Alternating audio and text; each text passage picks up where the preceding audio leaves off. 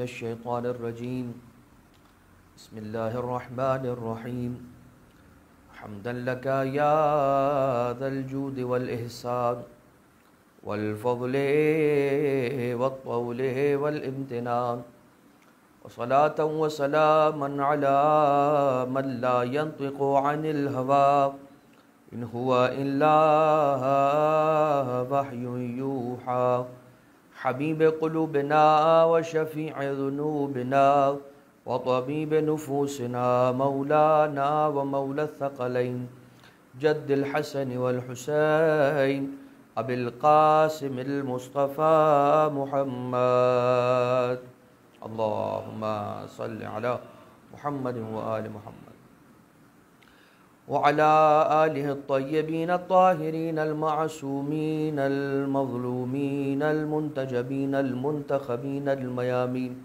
الذين أذهب الله عنهم الرجس وطهرهم تطهيرا اللهم صل على محمد وآله لا سيما على الإمام المنتظر والحجة الثاني عشر واللعنة الدائمة الباقية على أعدائهم ومنكري فضائلهم ومصائبهم وغاصب حقوقهم من الأزل إلى قيام يوم الدين أما بعد فقد قال الله سبحانه وتعالى في محكم كتابه ومتقن خطابه وقوله الحق وهو أصدق القائلين بسم الله الرحمن الرحيم رب لا تذر على الأرض من الكافرين ديارا إنك إن تذرهم يضلوا عبادك ولا يلدوا إلا فاجرا كفارا صلوات اللهم صل على محمد وآل محمد مومنین کرام السلام علیکم ورحمۃ اللہ وبرکاتہ۔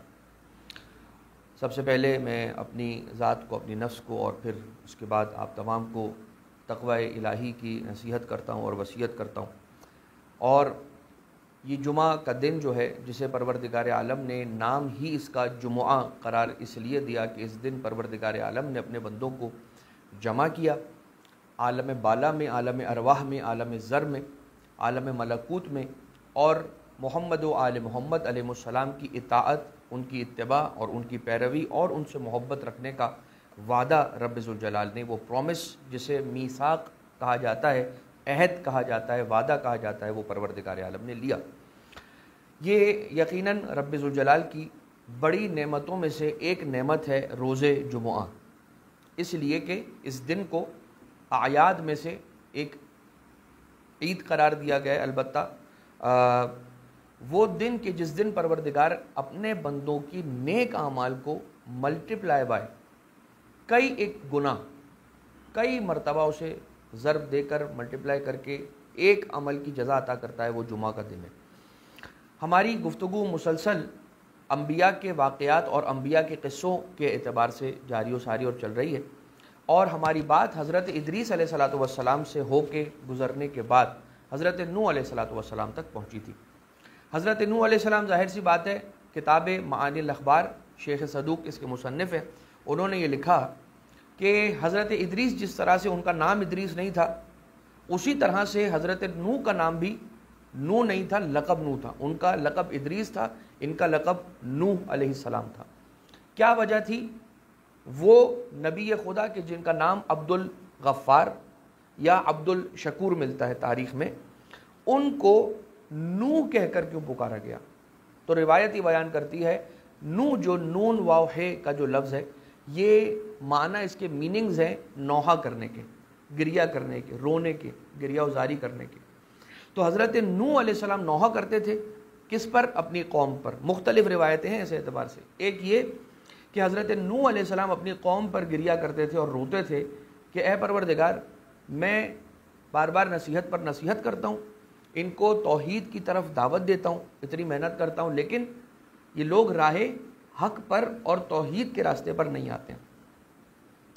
ایک روایت یہ کہتی ہے کہ حضرت نوح علیہ السلام کا لقب اس وقت نوح قرار پایا کہ جب آپ کو کشتی جب چلی حضرت نوح علیہ السلام کی، اس لیے کہ جب ہمارا اس موضوع کا آغاز ہوا تھا تو ہم نے سب سے پہلا جو خطبہ آپ کی خدمت میں عرض کیا تھا وہ حضرت نوح علیہ السلام کے احوال پر ہی تھا.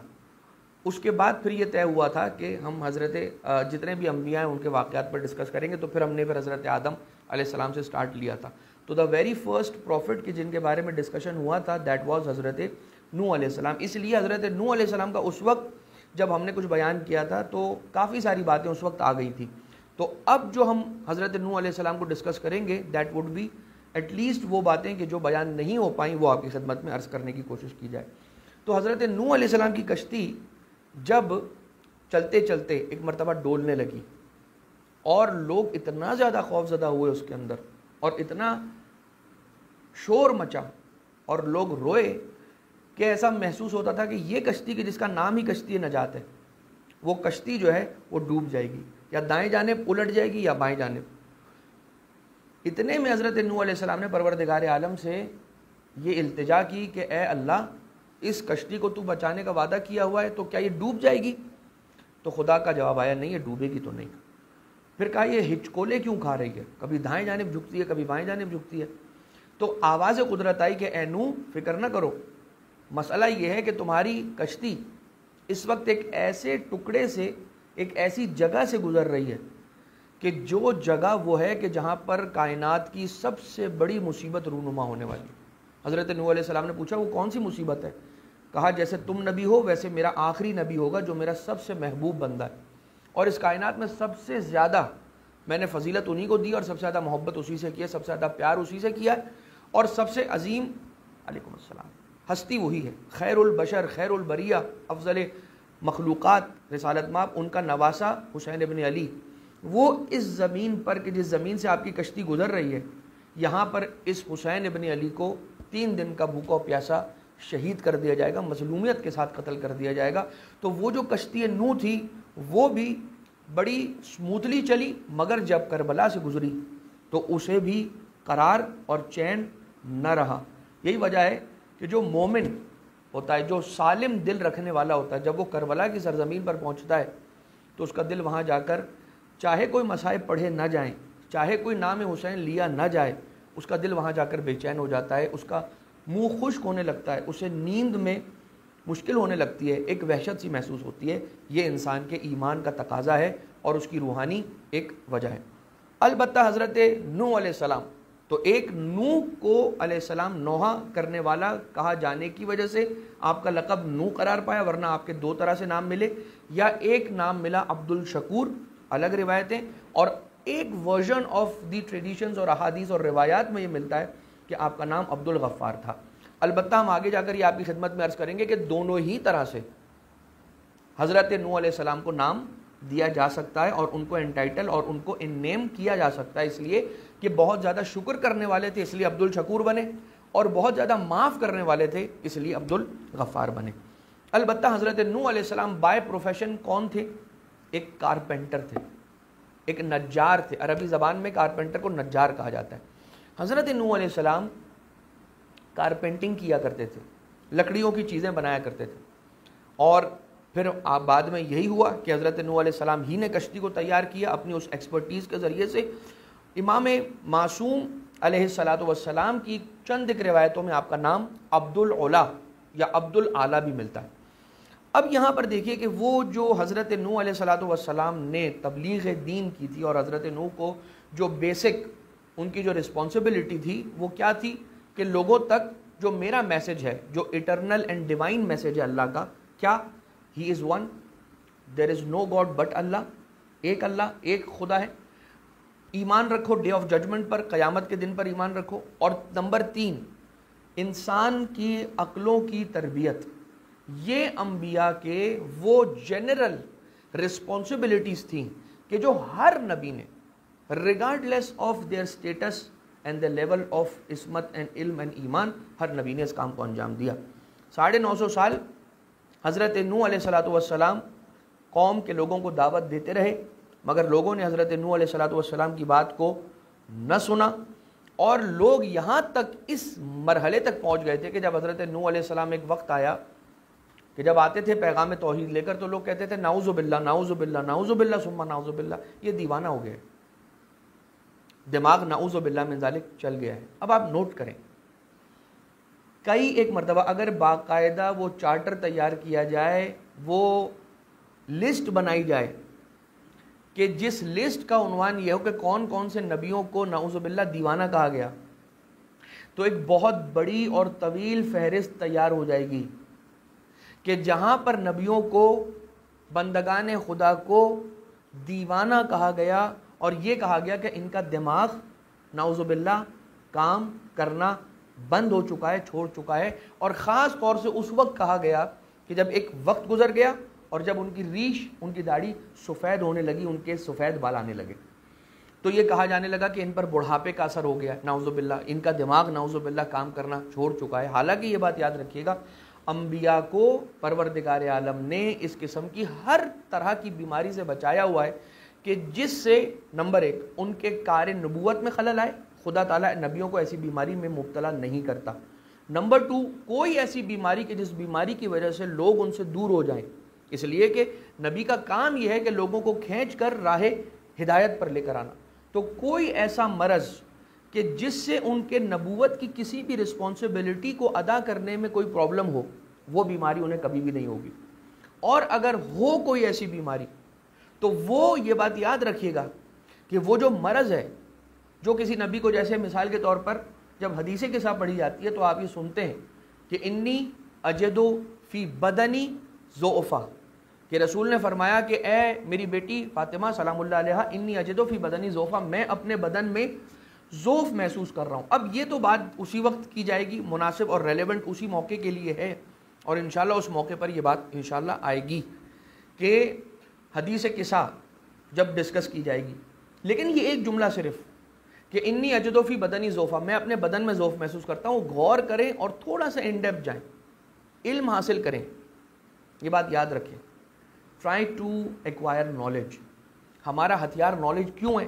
جب آپ کے پاس نالج ہوتی ہے تو آپ بہت ساری چیزوں کو ڈیسائیڈ کر سکتے ہیں، بہت ساری چیزوں کو آپ سمجھ سکتے ہیں، صحیح غلط میں آپ تمیز لا سکتے ہیں۔ نالج حاصل کرنا، دیکھیں ایک ہے انفارمیشن اور ایک ہے نالج۔ پروردگار عالم نے انفارمیشن کو نور نہیں کہا ہے، پروردگار عالم نے معلومات کو یہ نہیں کہا ہے کہ المعلومات نور، پروردگار عالم نے کیا فرمایا؟ العلم نور یقذفہ اللہ فی قلب من یشاء، جس کے دل میں چاہتا ہے پروردگار عالم نور کو رکھ دیتا ہے۔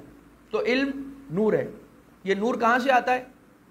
وہاں سے آتا ہے، یعنی کتابیں پڑھنے کے بعد انسان مصلح پر بھی آئے، اس لیے کہ معلومات کتابوں سے ملے گی، اور ان معلومات میں جو چھپا ہوا علم ہے وہ مصلح پر آ کر، بارگاہ اہل بیت پر آ کر، فرش اعضاء پر آ کر، آل محمد کی مودت کا دم بھر کے، ان کی عزاداری کو قائم کر کے، ان کے ذکر کو سن کے، ان محفلوں میں آ کے اپنے آپ کو، اپنی روح کو جب پاک کرتا ہے، تو وہ معلومات جو کتابوں سے حاصل ہوئی ہوتی ہیں پروردگار اسے علم بنا دیتا ہے، اس کو نور بنا کے انسان کے دل میں رکھ دیتا ہے۔ تو انسان کو آپ جب دیکھتے ہیں، اس میں تھوڑا سا ان ڈیپتھ جاتے ہیں تو آپ دیکھتے ہیں کہ رسول نے کیا فرمایا؟ انی اجدو فی بدنی ضعفا، میں اپنے بدن میں ضعف محسوس کرتا ہوں۔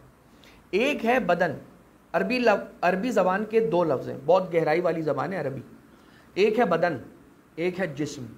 رسول اللہ نے یہ فرمایا کہ میں اپنے بدن میں ضعف محسوس کرتا ہوں، یہ نہیں فرمایا کہ میں اپنے جسم میں ضعف محسوس کرتا ہوں۔ کیوں؟ بدن کا تعلق ہے گردن سے لے کر پاؤں کے انگوٹھے تک، اور جسم کا تعلق ہے سر کے بال سے لے کر پاؤں کے انگوٹھے تک۔ جسم میں سر شامل، بدن میں سر شامل نہیں۔ رسول نے فرمایا کہ بدن میں ضعف ہے، جسم کا ذکر نہیں کیا، جسم میں سر شامل ہے، سر میں دماغ ہوتا ہے، یعنی کہ رسالت مآب کے بدن میں تو ضعف ہو سکتا ہے، جسم میں ضعف نہیں ہو سکتا۔ دس کالز فار دیٹ لا اور دیٹ فارمولا کہ جو ہم نے ابھی آپ کی خدمت میں عرض کیا کہ نبی کو دیوانہ کہنے والے آپ کو بہت تاریخ میں ملیں گے، لیکن اگر انسان کے پاس علم ہو تو ان کی بات پر کان نہیں دھرے گا، وہ فوراً کہے گا میں جانتا ہوں، میں نے پڑھا ہے، روایتیں پڑھی ہیں آل محمد علیہ السلام کی، مدرسے میں گیا ہوں، میں نے علم حاصل کیا، تو مجھے یہ بتلایا گیا ہے کہ پروردگار عالم کی طرف سے نبی کو کوئی ایسا مرض لاحق نہیں ہوتا جس سے ان کے کار رسالت نبوت میں کوئی خلل آئے یا لوگ ان سے کھچ کے دور ہو جائیں۔ یہ بات ہوگی۔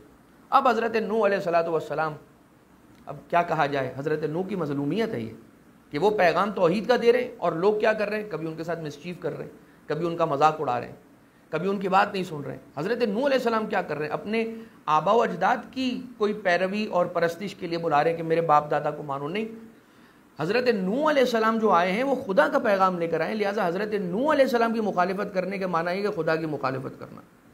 اب حضرت نوح علیہ السلام دیکھیے وہ کیا ڈاکیومنٹیشن ہے. حضرت نوح علیہ السلام 850 سال بعثت سے پہلے آپ کی زندگی جو تھی حضرت نوح علیہ السلام کی, اس کے 850 سال 850 ایئرز آپ کی بعثت سے, یعنی نبوت کی ذمہ داریاں آپ پہ لاحق ہوئیں اس سے پہلے کے 850 سال. اس کے بعد 850 سال گزر گئے, آپ نے صرف اچھی طرح سے معاشرت کی, سوشل لائف آپ نے گزاری, لوگوں نے آپ کو دیکھا اور اس طرح سے آپ ایک اچھی زندگی, اخلاق سے بھری ہوئی زندگی گزارتے رہے. پھر ایک زمانہ آیا کہ 950 سال, ان 850 سالوں کے بعد پھر ایک ٹینیور ہے 950 ایئرز کا. یہ وہ ہے کہ جو قوم نوح علیہ السلام کی ہدایت, حضرت نوح کی طرف سے جو کوشش تھی اس کا زمانہ ہے. 850 ایئرز سادی زندگی, 950 ایئرز تبلیغ کا زمانہ جو حضرت نوح علیہ السلام کوشش کر رہے ہیں. اس کے بعد 200 سال کشتی کی تیاری کا زمانہ, کہ 200 سال کا زمانہ وہ زمانہ تھا کہ جس میں حضرت نوح علیہ السلام was preparing the ark of salvation, کہ جو نجات کی کشتی تھی وہ 200 سال لگائے, تیار ہوئی. 500 سال اس کے بعد, طوفان کے بعد, طوفان جب آیا 40 دن تک یہ طوفان رہا, یا 70-72 دن تک یہ سلسلہ رہا, 40 سے 70 تک کی روایت ہمیں ملتی ہے.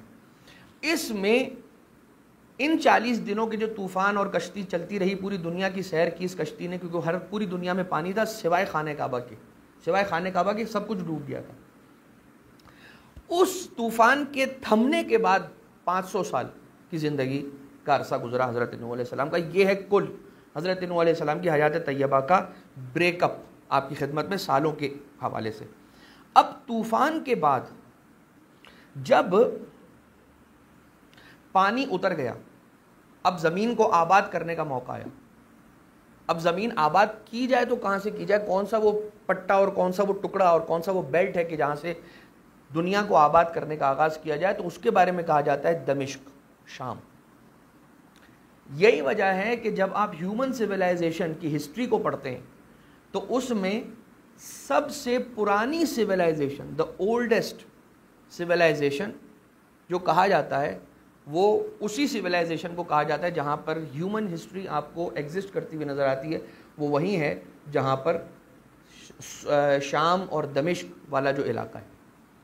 یہی وجہ جب آپ زیارت پر ہم جاتے ہیں تو ہم دیکھتے ہیں, جب دمشق میں جاتے ہیں, جب زینبیہ جاتے ہیں وہ تو ایک گاؤں ہے, وہاں سے نکل کر جب آپ شہر میں آتے ہیں, ڈاؤن ٹاؤن میں آتے ہیں, تو آپ کیا دیکھتے ہیں, وہاں پر مختلف دروازے بنے ہوئے ہیں. ٹھیک ہے, آپ ان کے نام بھی ہیں, کیا ہے, باب الصغیر. باب الصغیر جو قبرستان ہے اسے باب الصغیر کیوں کہتے ہیں, کیونکہ وہ دروازہ ہے, اس دروازے کے پاس ہے وہ قبرستان, اس لیے اس جو سب سے قریبی ترین جو لینڈ مارک ہے اس پر اس کا نام رکھ دیا باب صغیر, چھوٹا دروازہ. ایک باب کبیر بھی ہے, بڑا دروازہ. 9 دروازے ہوا کرتے تھے کسی زمانے میں, آج بھی ان 9 دروازوں کے آپ کو باقیات اور روئنز, ٹوٹا پھوٹا اس کی چوکھٹیں آپ کو نظر آ جائیں گی. جب آپ وہاں جائیں گے, ذرا سا آپ شہر دمشق گھومیں گے تو آپ کو وہ سارے اس کے روئنز اور اس کی باقیات نظر آ جائیں گے. بالکل اسی طرح سے جس طرح سے ہمارے پاکستان کراچی کے اندر کھارا در کے علاقے میں جو علاقے ہیں, کھارا در, میٹھا در. در کیوں دروازہ, اس لیے کہ وہ شہر کے داخلے کا علاقہ تھا, تو کھارا در یعنی کہ کھارا دروازہ, میٹھا در یعنی کہ میٹھا دروازہ. اب یہ کتابوں میں تو نہیں لکھا ہے یا مجھے نہیں ملا ہے, میں اپنی سوچ سے آپ کی خدمت میں عرض کر رہا ہوں. کھارا دروازے کے پاس نمکو وغیرہ کی کوئی دکان ہوتی ہوگی, اور میٹھا دروازہ اس کے پاس مٹھائیوں کی کوئی دکان ہوتی ہوگی. تو اس وجہ سے یہ آپ دیکھیے کہ ancient human civilization use to exist where Damascus, جہاں پر آج دمشق ہے. اور آپ وہاں جا کر دیکھتے ہیں تو پھر جو ہسٹری کے شوقین ہیں ان کو وہاں پر پھر ایک لطف بھی آتا ہے زیارت کے ساتھ ساتھ. اب آپ یہ دیکھیے, امام سجاد علیہ الصلوۃ والسلام ارشاد فرماتے ہیں کہ 3 چیزوں کو 3 لوگوں سے اخذ کیا گیا اور سیکھا گیا اور لیا گیا ہے تاریخ انسانیت میں. 3 چیزوں کو 3 لوگوں سے لیا گیا. نمبر 1, صبر کو حضرت ایوب علیہ السلام سے حاصل کیا گیا. حضرت ایوب علیہ السلام بڑے صابر تھے. جب ہماری بات حضرت ایوب علیہ السلام تک پہنچے گی تو پھر ان کی ہسٹری کو بھی آپ کی خدمت میں پیش کرنے کی کوشش کریں گے. تو صبر کو لیا گیا حضرت ایوب علیہ السلام سے، نمبر 1. نمبر 2، شکر کو لیا گیا حضرت نوح علیہ السلام سے، اور علیکم السلام، اور حسد کو لیا گیا فرزندان آدم علیہ السلام سے، کہ حضرت آدم علیہ السلام کے جو 2 بیٹے تھے ان میں ایک نے یعنی کہ قابیل نے حابیل سے حسد کیا، تو حسد کو فرزندان آدم سے لیا گیا. بعض روایتوں میں ملتا ہے کہ حسد کو لیا گیا فرزندان یعقوب علیہ السلام سے. البتہ دونوں ہی اعتبار سے بات درست ہو سکتی ہے، اس لیے کہ وہاں پر بھی حسد ہوا اور یہاں پر زیادہ بڑا، علیکم السلام ورحمۃ اللہ، زیادہ بڑے آپ کو پیمانے پر حسد ہوتا ہوا نظر آیا حضرت یعقوب علیہ السلام کے بیٹوں کے درمیان. اب آ جائیے، حضرت نوح علیہ السلام اتنا شکر ادا کرتے تھے خدا کا، اتنا شکر ادا کرتے تھے کہ آپ کا نام ہی عبد الشکور پڑ گیا. 100 مت 100 کے چھٹے امام اور 5ویں امام علیہ السلام کی حدیث بھی ہمارے پاس کہ قرآن کریم کی اس آیت کی جب تفسیر پوچھی گئی، سورہ بنی اسرائیل کی آیت نمبر 3، تیسری نمبر کی آیت ہے سورہ بنی اسرائیل کی، جس میں یہ سوال کیا، جس کے بارے میں سوال کیا گیا کہ انہو کان عبدا شکورا واذکر فی الکتاب نوح، کہ نوح کو یاد کرو. کنہیں یاد کروایا جا رہا ہے؟ انہیں یاد کرایا جا رہا ہے کہ جو اس وقت بھی ہوں جب نوح نہیں تھے، جب کچھ بھی نہیں تھا، اس وقت کو یاد کرایا جا رہا ہے اسے کہ جو جب نوح خلق ہوئے اس سے پہلے وہ تھے. یہی وجہ ہے کہ وہ وقت یاد دلایا جا رہا ہے، اور حضرت نوح علیہ السلام کے زمانے کا وقت ہے یا حضرت نوح سے بھی پہلے کے زمانے کا وقت ہے، یعنی کہ رسالت میں آپ کو یاد کرایا جا رہا ہے کہ انہو کان عبدن شکورا. اب عبدن شاکرہ کا مطلب الگ ہوتا ہے، عبدن شکورہ کا مطلب الگ ہوتا ہے. جب آپ تھوڑی سی عربی کی گہرائی میں جائیں گے تو یہ چیزیں آپ پر انفولڈ ہوں گی، جو عربک سنٹیکس کی باریکیاں ہیں. کہ عبدن شاکرہ کہا جاتا تو کہا جائے ایک نارمل شکر گزار بندہ، لیکن عبدن شکورہ کا مطلب ہے بہت زیادہ شکر کرنے والے. سپرلیٹو ٹینس ہے، صیغہ مبالغہ اسے کہا جاتا ہے شکور. پھر امام علیہ السلام نے فرمایا کہ صبح شام وہ ایک دعا پڑھتے تھے حضرت نوح علیہ السلام، اور وہ دعا کیا تھی؟ چھٹے امام سرکار نے فرمایا، ذرا دیکھیے، کسی نے نہیں بتایا، وہ جو 5ویں اور چھٹے امام نے بتایا، اور نبی کے بارے میں بتایا جو ہزاروں سال پہلے کی بات ہے. مولا فرماتے ہیں حضرت نوح علیہ السلام صبح اور شام یہ کہا کرتے تھے، اللہم انی اشہدک انہ ما اصبح و امسا بی من نعمت و عافیت، کہ اے پروردگار میں گواہی دیتا ہوں اس بات کی کہ میں صبح نہیں کرتا، میں شام نہیں کرتا، مگر یہ کہ تیری نعمتوں میں گرا ہوا ہوتا ہوں اور تیری عافیتوں میں گرا ہوا ہوتا ہوں. عافیت ایک انڈیپینڈنٹ ٹاپک ہے جس پر گفتگو ہو سکتی ہے اور بہت طولانی کلام اور بات چیت ہو سکتی ہے. عافیت کیا چیز ہے؟ اتنی بڑی چیز ہے جس کو امام معصوم علیہ السلام نے کہا کہ ہماری اور آپ کی ایمانی چیزوں کے علاوہ جو دنیاوی اور فزیکل نعمتیں ہیں ان میں سب سے بڑی دولت جو ہے وہ عافیت ہے. کہ اگر عافیت ہے تو پیسہ کام آتا ہے، اگر عافیت ہے تو انسان انجوائے کرتا ہے اپنی لائف کو، اگر عافیت نہیں ہے تو انسان کی زندگی اس کے کام کی نہیں ہے، وقت اس کے کام کا نہیں ہے، اس کا مال اس کے کام کا نہیں ہے. لیکن خیر اس کی طرف پھر کسی اور موقع پر فمن کا وحدک لا شریک لک لک الحمد و لک الشکر بہا علیہ حتی ترضا و بعد الرضا، حتی ترضا و بعد الرضا، یعنی اے پروردگار اب ان ساری نعمتوں میں جس میں ہر وقت گرا ہوا ہوں، ان ساری عافیتوں کے لیے کہ جن میں ہر وقت مجھے ان عافیتوں نے گھیرا ہوا ہے، پروردگار اس پر شکر ہے تیرا، ہر وقت شکر ہے، صبح بھی شکر ہے، شام بھی شکر ہے. اس وقت تک تیرا شکر ہے جب تک تو راضی نہ ہو جائے، بلکہ جب تو راضی ہو جائے اس کے بعد بھی تیرا شکر ہے. یہ ہے کمال کی بات کہ حتی ترضا و بعد الرضا، یعنی کہ اس کا مطلب یہ ہوا کہ یہ جو شکر ہے نا جو حضرت نوح علیہ السلام کر رہے ہیں، یہ صرف خدا کو راضی کرنے کے لیے نہیں کر رہے ہیں کہ اے پروردگار تو راضی ہو جا، hence we have achieved what we wanted, اب شکر کرنے کی ضرورت نہیں ہے. نہیں، حضرت نوح کہہ رہے ہیں حتی ترضا و ما بعد الرضا، کہ تیرے راضی ہونے تک شکر بلکہ اس کے بعد بھی تیرا شکر. اس کا مطلب یہ ہوا کہ کوئی ایسی خاص لذت ہے، کوئی ایسا پلیجر ہے اس کے اندر شکر کرنے میں خدا کا کہ جس کی لذت حضرت نوح چکھ چکے ہیں، اور اس لذت کی وجہ سے یہ کہہ رہے ہیں کہ تیرے راضی ہونے تک تیرا شکر نہیں ہے، تیرے راضی ہونے کے بعد بھی تیرا شکر ہے. شکر، اس زیادہ تو بات نہیں ہو سکے گی، اس لیے کہ بات حضرت نوح علیہ السلام کی، لیکن آپ عبد الشکور ہیں، آپ کا نام نامی اسم گرامی. تو ایک جملہ سن لیجئے. اگر انسان یہ کہتا ہے، جیسے کہ اب سمجھانے کے لیے صرف عرض کر رہا ہوں، so let me use this Liberty, اور مجھے یہ جو بات کرنے جا رہا ہوں اس کی اجازت دیجیے گا، کہ جو انسان سٹاک کے اندر انویسٹ کرتا ہے اس میں کیا ہوتا ہے؟ ایک ہوتی ہے ٹریڈنگ، انسان لگاتا ہے نکال لیتا ہے، لگاتا ہے نکال لیتا ہے.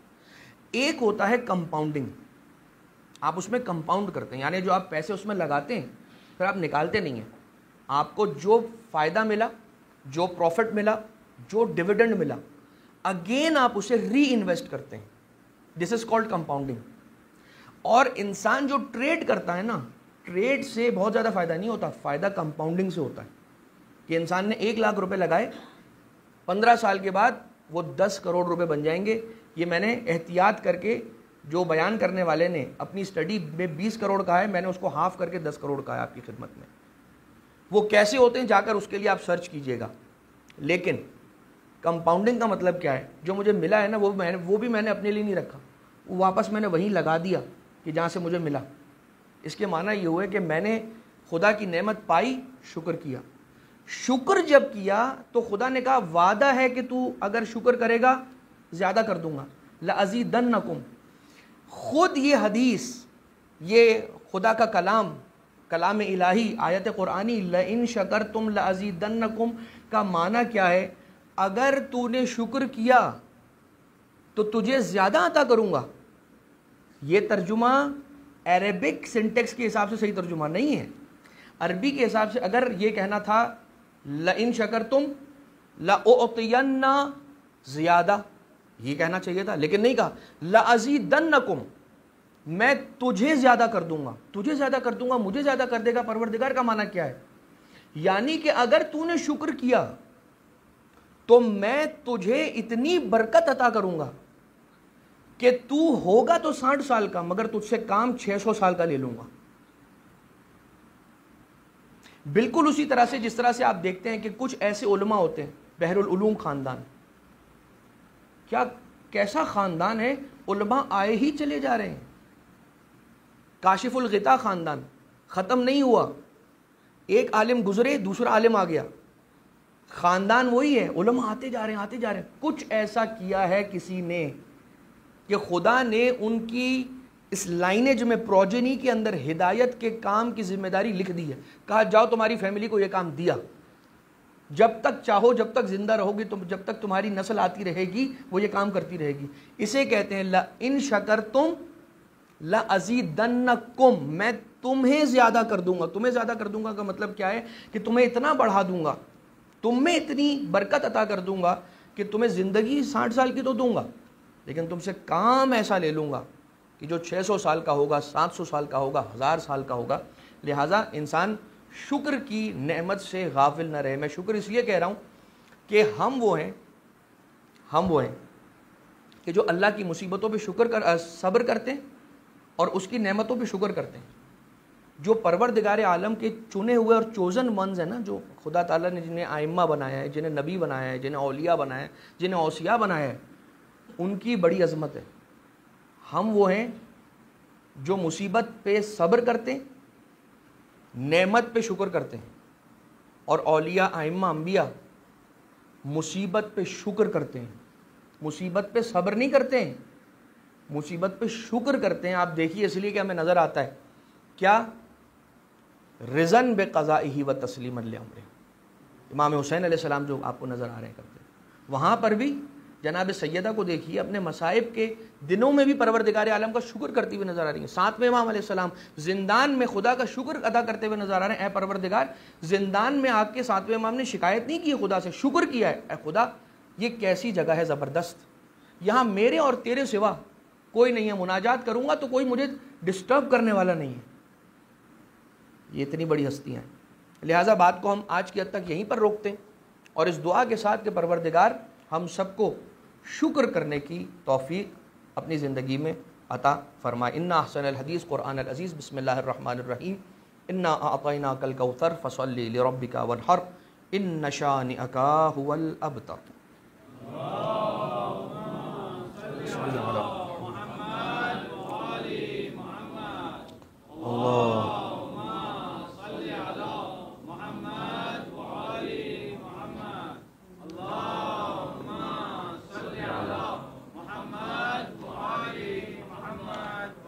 اعوذ باللہ من الشیطان الرجیم بسم اللہ الرحمن الرحیم الحمد للہ رب العالمین والصلاة والسلام علی سیدنا و نبینا وحبیب قلوبنا وشفیع ذنوبنا وطبیب نفوسنا مولانا ومولا الثقلین جد الحسن والحسین ابی القاسم المصطفى محمد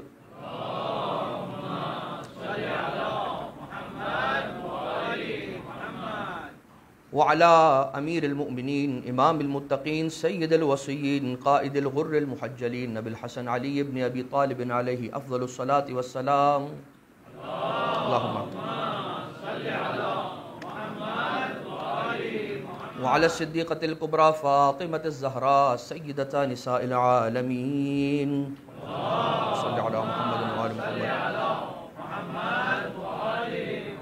وعلى الحسن والحسین سبطِ رسول اللہ وسیدہ شباب اہل الجنت اجمعین اللہم صلی علی محمد وآل محمد وعلى علی بن الحسین ومحمد بن علی وجعفر بن محمد وموسى بن جعفر وعلی بن موسى ومحمد بن علی وعلی بن محمد والحسن بن علی علیہم الصلاة والسلام اللہم صلی علی مولانا صاحب الزمان ماہی آثار البدع والطغیان ہادم ابنیت الشرک والنفاق حاسد فروع البغی والشقاق صلوات اللہ وسلامہ علیہ وعلى آبائہ الکرام متصلت اللیالی والایام اللہم عجل فرجہ وسہل مخرجہ واکحل ناظرنا بنظرت منا الیہ واجعلنا من المستشہدین بین یدیہ